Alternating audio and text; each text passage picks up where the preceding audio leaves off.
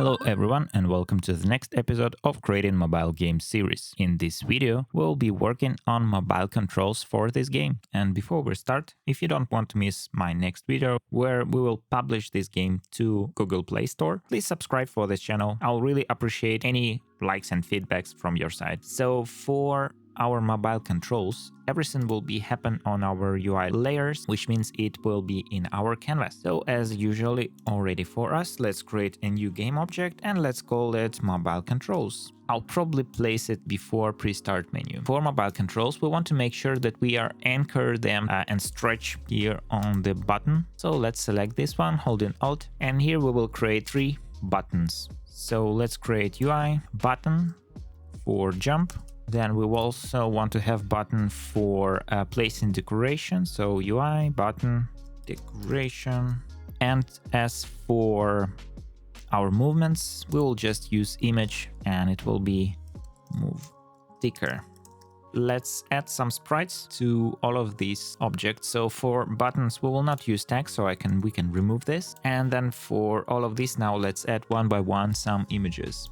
So I'm locking move sticker inspector, then go to sprites folder, and for move I will use this sprite, so I will just drag it over here so you can see it appear in the bottom of our screen. And so move sticker will be on the left hand, so again holding Alt and selecting this one, I'm moving a bit to the direction I want it to be, and I will change width and height of this element to be 200 by 200 pixels. After that, I can press on W.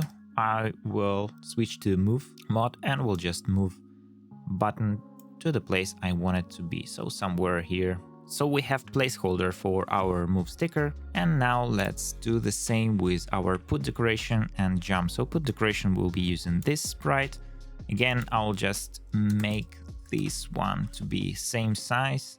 We'll just drag it over here. And for jump, I'll be using this sprite and we'll set same width and height. And so I will anchor jump to the right corner. And so now I will just change this position to -190. And I will just want to set same position Y. So let's put it 200. But then for put decoration, I guess I haven't anchored it to the button, so I'll anchor it to the middle button, and we'll just set that as 200 again, and we'll move it a bit closer to our jump button, just like how it's positioned in this way. Okay, so we have our placeholders, which are doing nothing right now, but we will change it in a sec. So let's select jump, and here we will just add our player, because in our movement script, if you remember, we created in our one of the first lessons we had, we created our movement controller where we have on jump or something like that, should be here. Yeah, but let's go inside the function first to our player controller, like movement controller, and just double check that our on jump is public. So right now it's private, that's why we are not seeing it in our inspector. Let's save this one and now go to our Christmas tree controller and also double check that our on place decoration pressed also public and it's private, so let's change it to public as well. Okay, and after that we can go to our Unity, and so now we will be able to actually select those methods. So again, with our player selected, and then we select the movement controller and select on jump pressed for jump button. So now when we press on this button, our player should jump. We also do it for put decoration, but instead of our movement controller, so let's hit this plus, we will drag our Christmas tree, and from our Christmas tree controller, we will select on place decoration placed. If we will test both of these buttons, it should work already. Our movement will not work because we will need to do something with that. Press play, then you can see that jump is already working, and also our put decoration is working, and also our keyboard is working, which is super good because I actually like when we can test it in editor, in Unity editor. We don't need to click on this button because moving with this sticker will be very hard on PC. And to make our movement work, we want to use latest input system that Unity has, that it's not included to projects by default yet, so we need to import it through package manager. So let's go there and select Unity registry. After that, in our search, in your search, let's say input, and you can see that input systems appeared here, and we just want to install it to our project. After install is complete, you will see this warning that this input system will not work or is not enabled for native devices, and to enable it we need to press we need to enable it, but for that we need to make this decision and we need to say yes. And so if we will press it, as it says, it will restart the editor. So let's just select yes, so it will enable the new input system into our project. Just make sure that we hit save before the reload. With editor reloaded, close package manager, and now we should have our input system enabled. And to make sure, we can go to edit and then select project settings.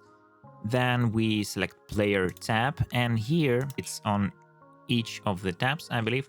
So if we scroll through all of this, we need to select other settings, and on the other settings there will be active input handling.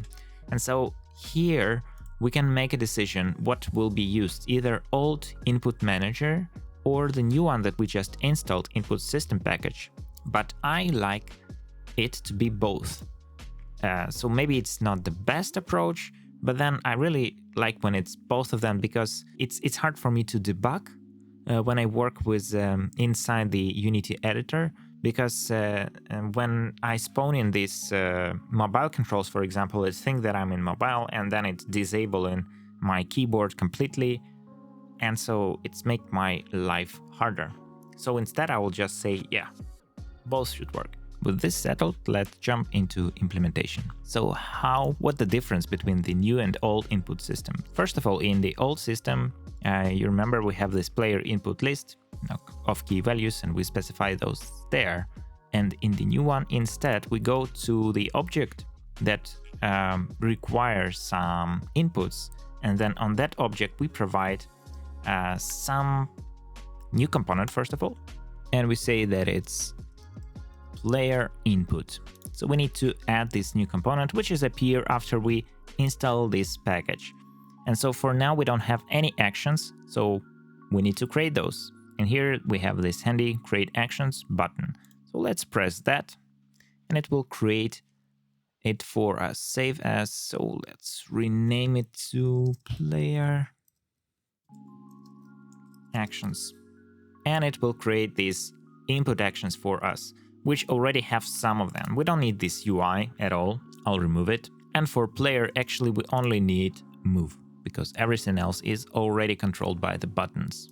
And so here we have left stick, WASD, and blah, blah, blah. I don't think we need to change anything here.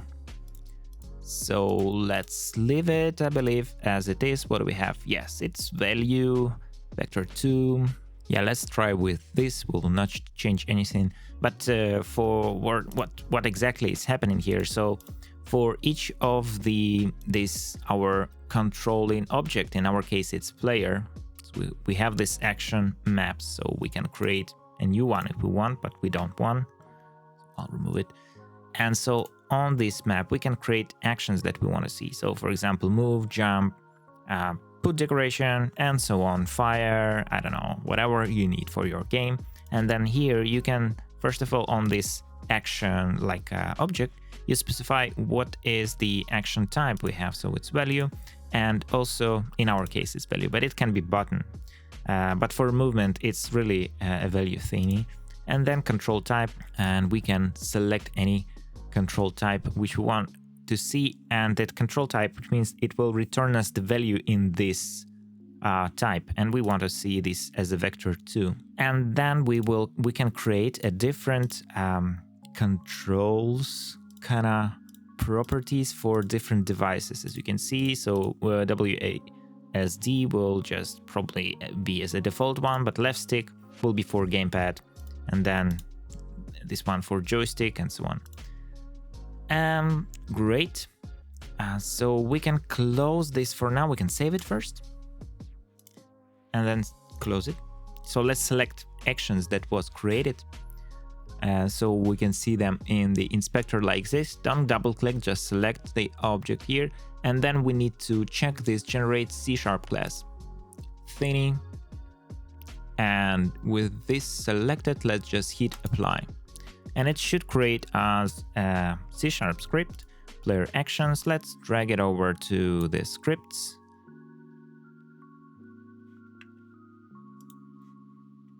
And so what I see here is some funny thing with naming. So I guess it's because everything is called player. Now we have a lot of these, just the same name, and it's bringing us some errors.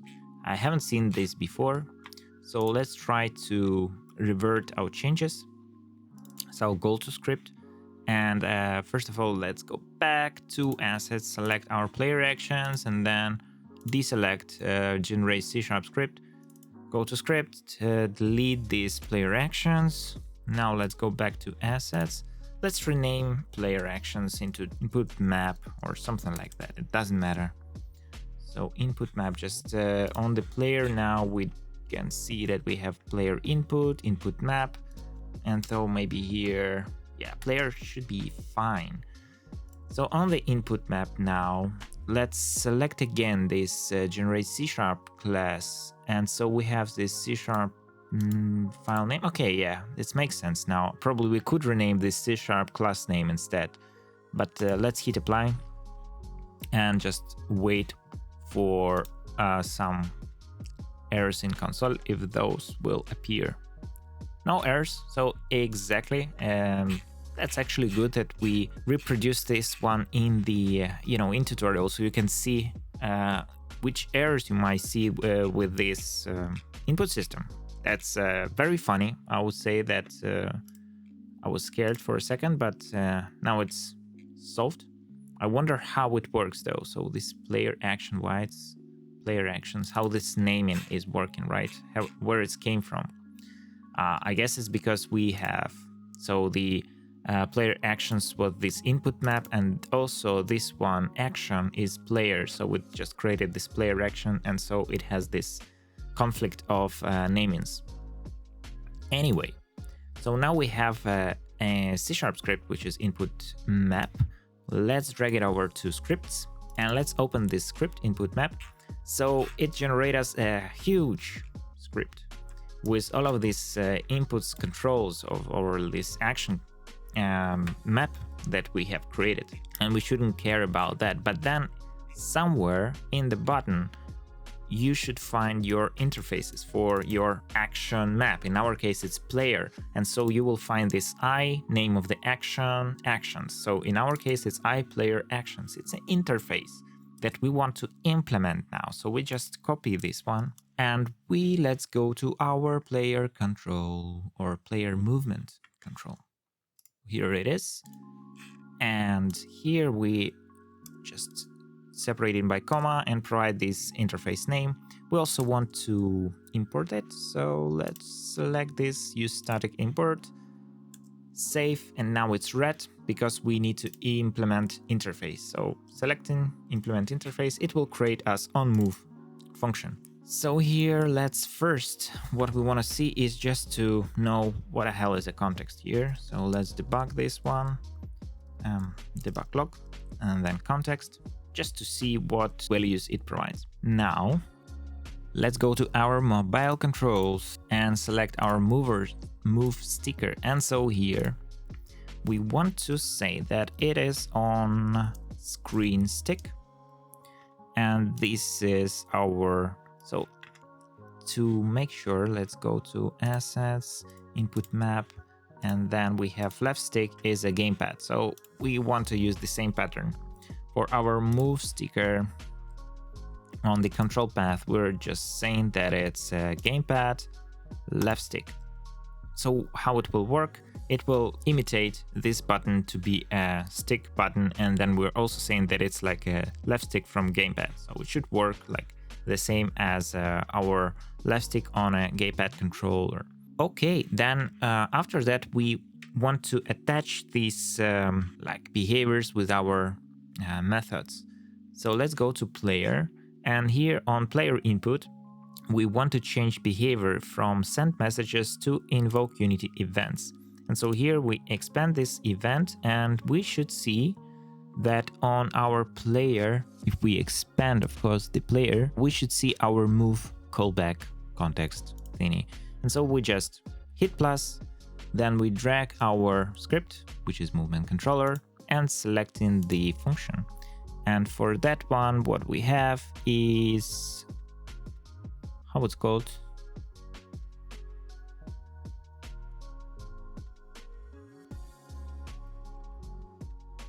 So let's just double check again inside movement controller on move. So we need to find this on move selection here, movement controller. We have this dynamic callback context on top, so it's not in the list of our all of the functions that we usually have, but then in the top of the list we have on move, because this is the function that we created with interface. So now with this done, we just run our game, and so now we should be able to see what is the context when we changing this position of the stick. And we can see that here we should see a value which is might be a different every time, and we are interested in the x value of this. So let's stop it and go back to our movement controller. So here, so we know that somewhere inside value we will have thing that we need. So let's just check. So we want to say read value because I don't know exactly what the type of the value will be, but we know that it's a vector2, and we can say that var move direction.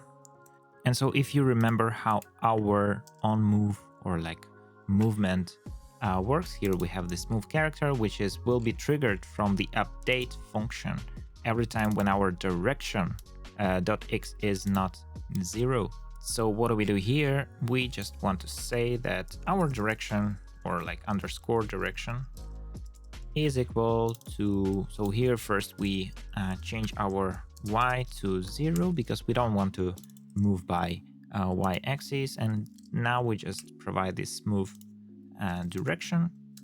And with this set, I believe that our movement should just work magically. So let's go back to Unity and just check. Okay, so hit play, and now, yes, if I move our sticker, our players start moving as well. One more small thing that I would like to add. So as you can see, when we start in the game, we have this pre-start menu which is appeared, and we have this play button here, but then we also have these controls here, and I want to hide these controls every time we see our pre-start menu thing. So let's go to our canvas and open our UI manager. Let's add reference to our mobile controls. So it's mobile controls, and okay, so on the show pre-start menu, I'll say mobile controls, set active, and then false. And now we need to find where we hide in this pre-start menu. So actually it is here. So in the hide pre-start menu, we're just saying that mobile controls set active again to true, and that's it. Yeah, before we test, we need to add this reference to our UI manager. So where is it? It's here, mobile controls none. So let's drag it over to here. And now let's start the game. And as you can see, that mobile control is not shown, but if we press play, then it will show, and our player still moves. So great.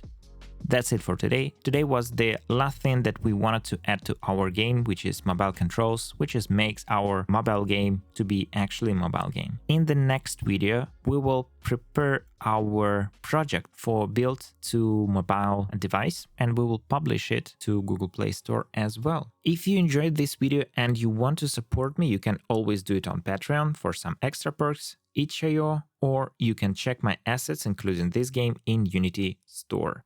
Thanks for watching and see you in the next video.